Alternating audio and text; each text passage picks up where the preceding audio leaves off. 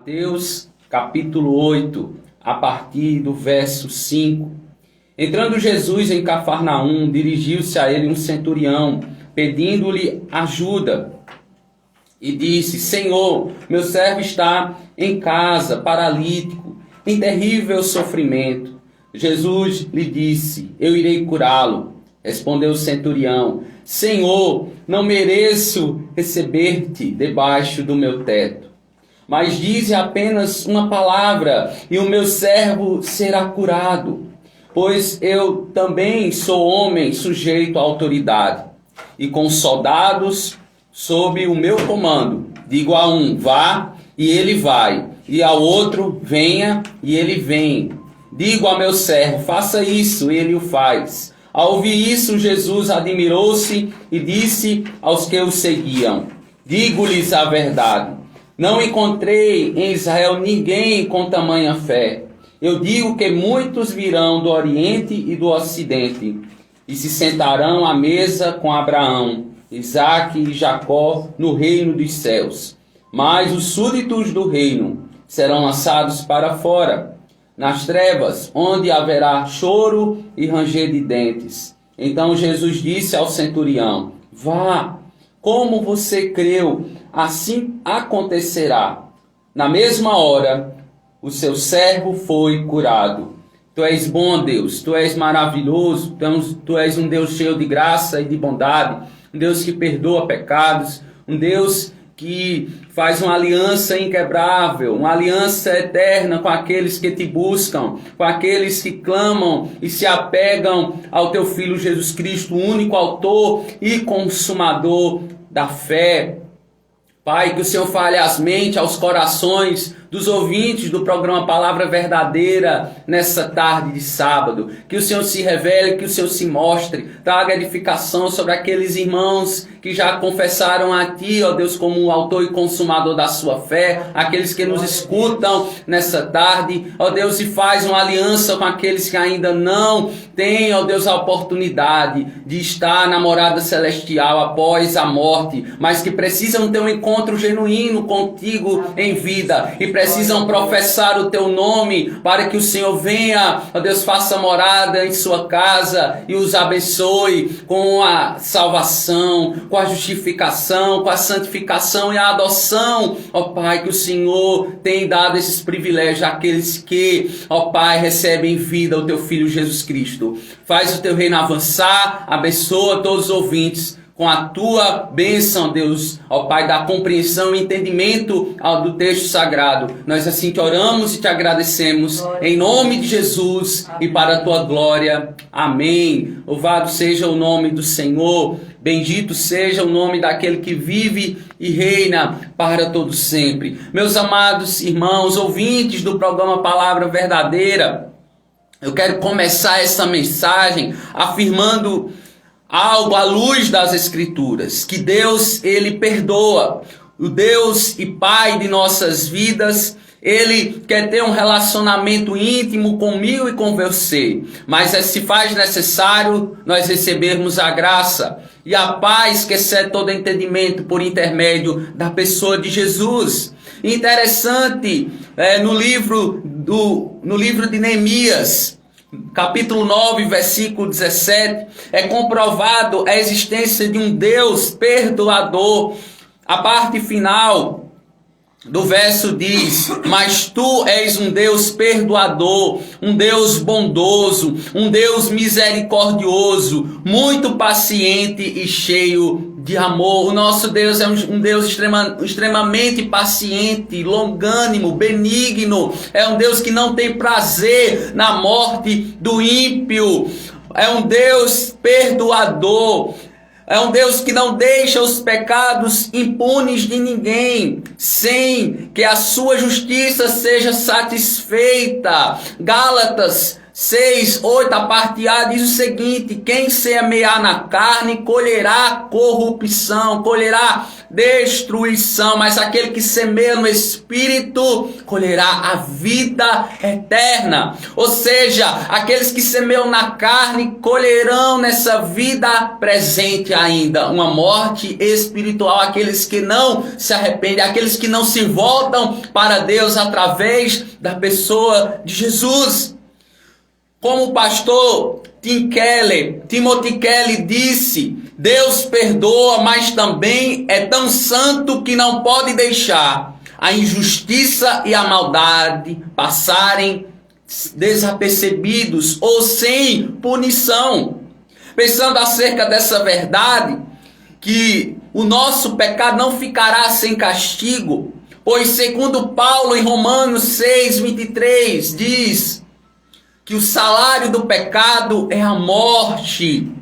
Mateus vai nos apresentar Jesus, o Messias de Deus, tendo misericórdia e curando um paralítico, um homem com uma doença incurável para a medicina da época, estando à beira da morte. Aconteceu que um oficial romano que tinha fé em Jesus de Nazaré, tinha tamanha fé que rogou por seu escravo doente que ficou curado. Diante disso, podemos declarar nessa tarde: a fé no nome de Jesus traz cura ao pecador. A fé no nome de Jesus traz cura ao pecador. Como podemos provar? Como podemos vislumbrar, observar isso, né? Que a fé no nome de Jesus traz cura ao pecador. Em primeiro lugar, porque Jesus é misericordioso. Os versos 5-7 dizem: entrando Jesus em Cafarnaum, dirigiu-se a ele um centurião, pedindo-lhe ajuda, e disse: Senhor, meu servo está em casa, paralítico, em terrível sofrimento. Jesus lhe disse: eu irei curá-lo. O texto diz que logo que Jesus entrou em Cafarnaum, foi na direção dele um centurião, um oficial militar romano, que comandava, segundo alguns estudiosos, entre 80 e 100 homens, para pedir em favor do seu escravo. Ele jazia paralítico, acamado, e estava numa situação bem complicada de saúde. Provavelmente no estado terminal. O seu quadro de saúde era gravíssimo. O que podemos afirmar aqui é que Jesus tinha poder para curar tanto a doença física daquele homem, como espiritualmente aquele homem. O texto logo em seguida vai dizer que Jesus teve misericórdia daquele escravo. E eu quero afirmar algo interessante nessa tarde. Você preste atenção, ouvintes do programa Palavra Verdadeira. Eu quero dizer nessa tarde que a pior doença não é a física, que pode levar a óbito e pode levar a pessoa a morrer, terrenamente falando. Não, mas a Bíblia fala de uma segunda morte, a morte espiritual, que pode gerar tormentos e dores eternas, conscientes para sempre.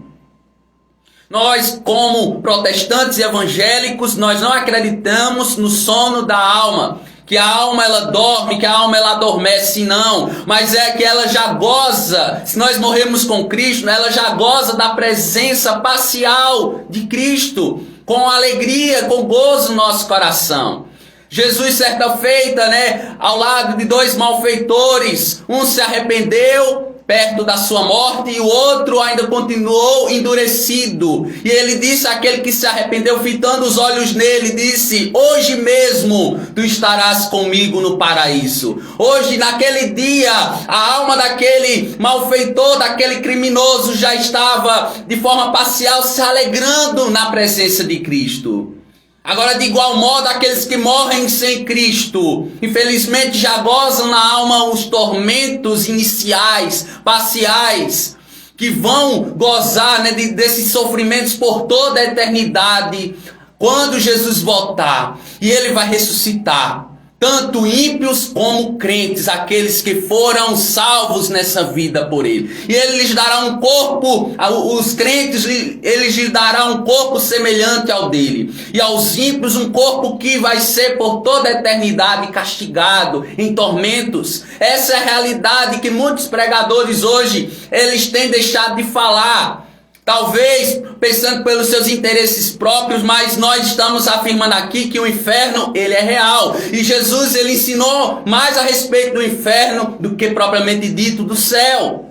Então Jesus, ele veio trazer uma mensagem de arrependimento e de fé direcionada na sua pessoa.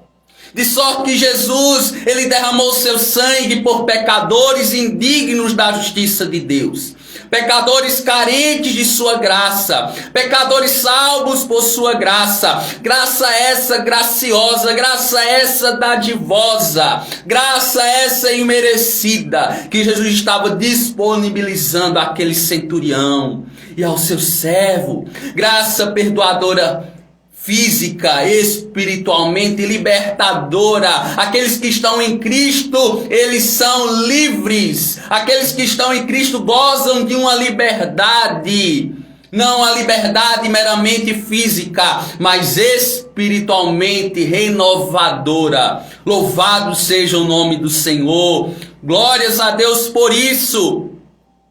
Essa dádiva, ela foi nos dada na cruz do Calvário. Ele levou sobre si as nossas enfermidades, as nossas doenças físicas e espirituais.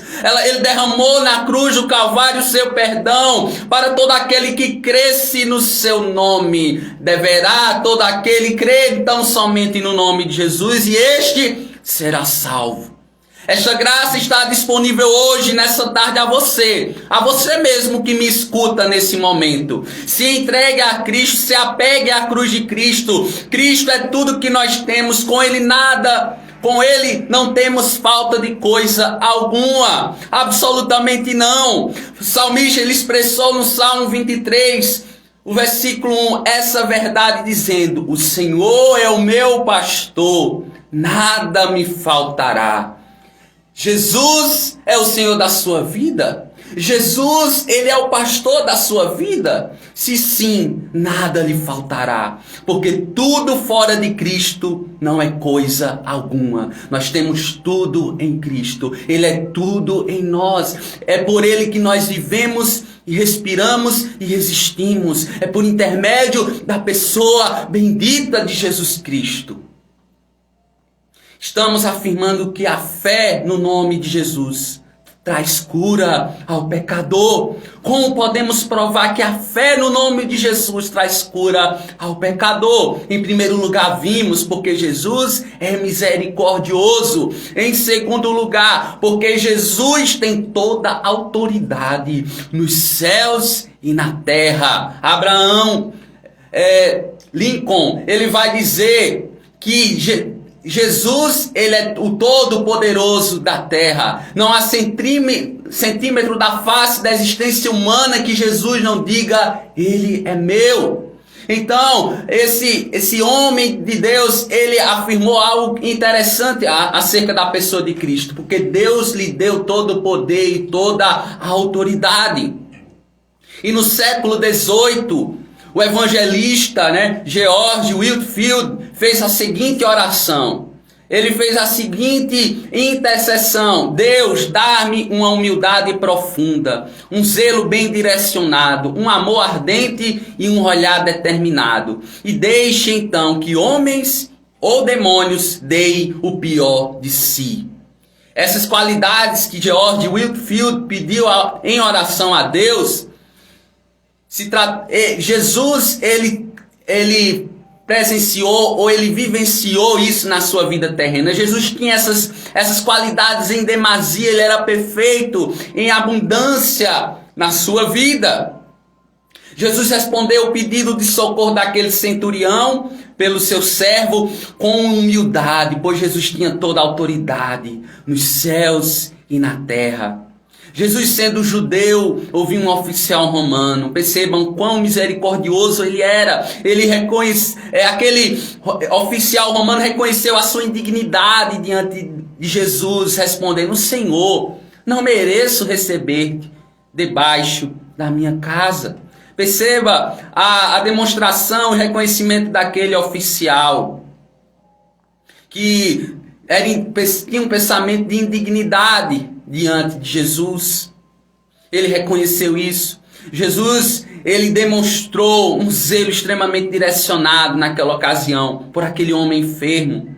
Jesus confirma o seu amor pelos que estão sofrendo, por suas atitudes de misericórdia, com um olhar de compaixão. O único homem que soube o que foi padecer, o único homem que ele sofreu com a situação de uma prostituta que estava para ser apedrejada. Ele sofreu com a situação de leprosos, cegos de nascença, paralíticos e pessoas possuídas por demônios.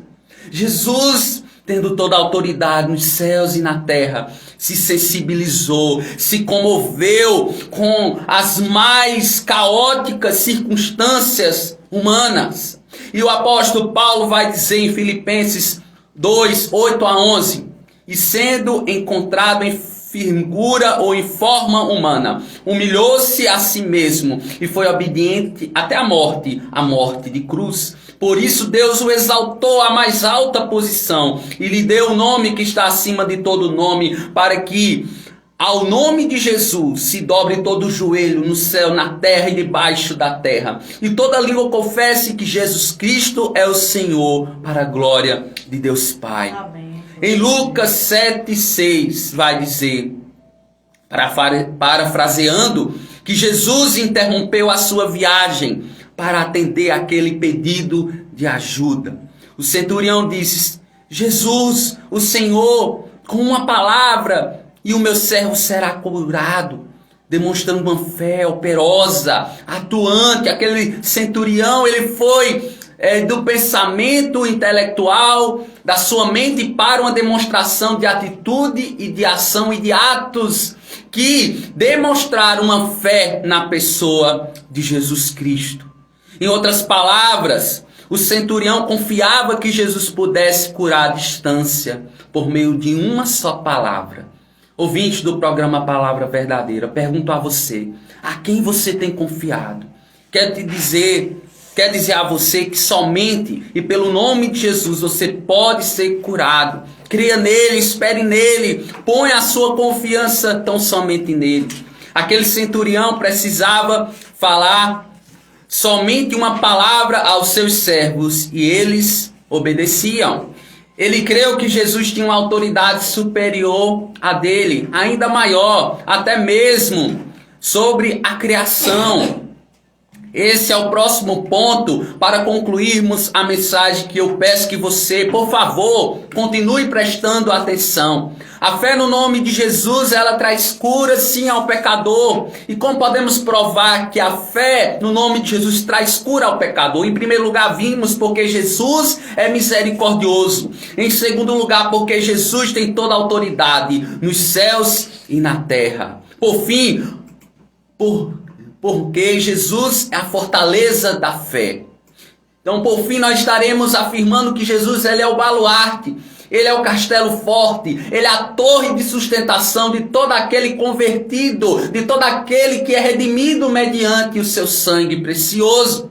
E no fim desse texto, no versículo 10, ao ouvir isso, Jesus admirou-se e disse aos que o seguiam: digo-lhes a verdade, não encontrei em Israel ninguém com tamanha fé. Que fé é esta, né, irmã Armânia? Que fé é essa deste oficial romano? Jesus não encontrou entre o povo de Israel, entre os judeus da época, uma fé em demonstração à sua pessoa, como este homem direcionar sua fé a Jesus. Ouvinte, Jesus ficou muito admirado, diz o texto, né? Ele ficou muito entusiasmado com a fé do centurião em sua pessoa, a confiança que ele depositava em sua pessoa. Em nenhum momento entre os judeus Jesus encontrava uma fé superior à do centurião. O centurião foi outrora totalmente incrédulo referente às coisas concernentes ao reino dos céus, mas agora ele crê na fortaleza, no baluarte de sua fé. Ele creu no Senhor Jesus Cristo. Eu te digo nessa tarde, crê em Jesus nessa tarde e será salvo você e a sua família. Você receberá uma nova vida nele, terá a bênção da justificação, ou seja, será livre da condenação eterna. Paulo disse em Romanos 5:1, tendo sido, pois, justificados pela fé, temos paz com Deus, por nosso Senhor Jesus Cristo. Um homem sem Jesus não goza de relacionamento com Deus. Um homem sem Jesus não tem paz com Deus. Só a paz que excede todo entendimento daqueles que recebem a Jesus, Jesus como único mediador, único suficiente salvador, Jesus como único intercessor da sua vida juntamente ao Pai, onde Ele está à sua destra intercedendo por aqueles que creem no seu nome. Um homem desgarrado, uma ovelha sem pastor. Muitos estão por aí fora desgarrados, precisando de um amparo, precisando serem limpos, ter os seus pecados perdoados, somente por intermédio de Jesus. E Jesus vai dizer, eu lhes digo que muitos virão do Oriente e do Ocidente e se sentarão à mesa com Abraão, Isaque e Jacó no reino dos céus. Mas os súditos do reino serão lançados para fora, nas trevas, onde haverá choro e ranger de dentes. Alguns estudiosos vão dizer que Jesus tinha em mente um banquete messiânico na salvação no céu, para aqueles que haveriam de crer nessa vida. Antes da fundação do mundo, haveriam de crer na sua pessoa.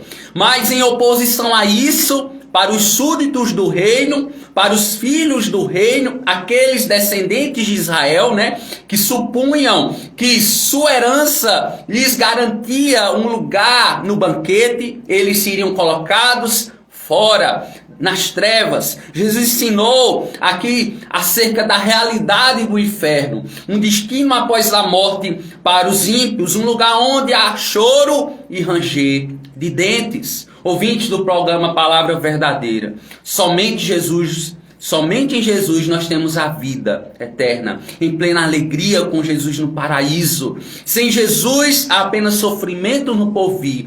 Naquele grande dia e temível dia do Senhor, ninguém escapará. A palavra diz que de Deus ninguém zomba. Disse Deus, o que a gente plantar nessa terra, o que a gente semear na carne, o que a gente semear no Espírito, certamente um dia todos iremos prestar contas diante do tribunal de Cristo. Então, nessa tarde, eu quero lhe fazer um convite que Jesus pôde também apresentar, sem dúvida, àquele centurião, a crença, a fé, a confiança nele mesmo.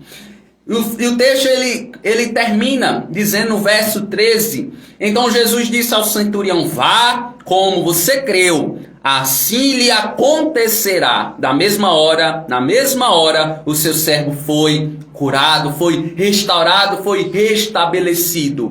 E nessa tarde você pode ser restaurado, você pode ser restabelecido.